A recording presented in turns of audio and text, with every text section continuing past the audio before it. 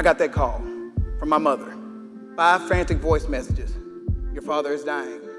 Hurry up and get here soon. When I heard that, I didn't want to believe it. It can't be true. My dad is the strongest man I know. This is not happening. And my faith was really strong in that, by the way, as well. So as I'm going, and I'm driving on the way to the hospital, still in disbelief, I said one prayer, one request of God. All I ask is that you make sure that my father walks out of that hospital. Nothing else.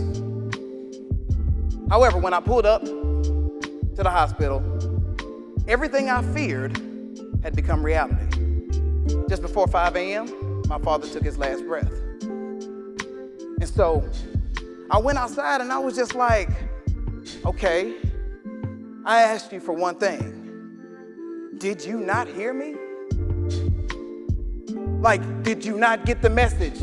Because I believe you told me that you would never leave nor forsake me.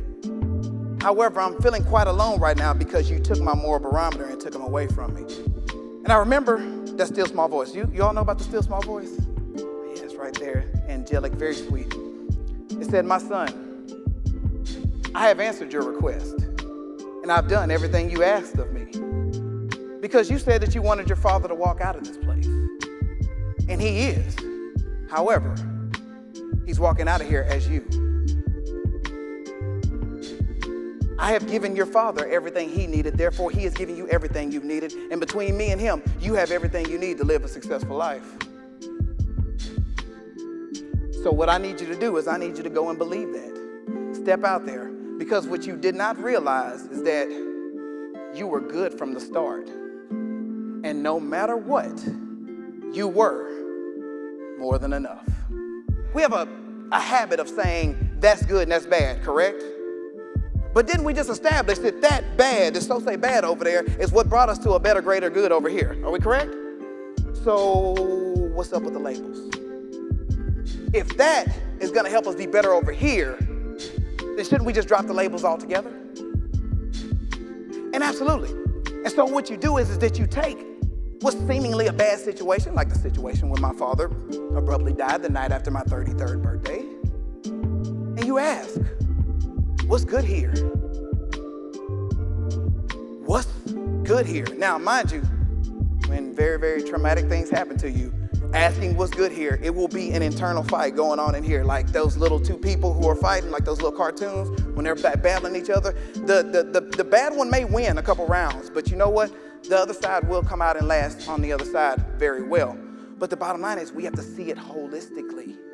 We're going to look at 3 ways to overcome the fear of your own reflection. It's not an outside force just keeping you from doing what you do.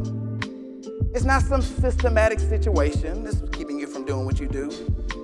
It's not some government entity keeping you from you doing what you want to do. It is the person in the mirror who is literally your worst enemy.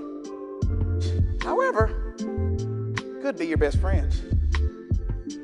But sometimes we choose the other side.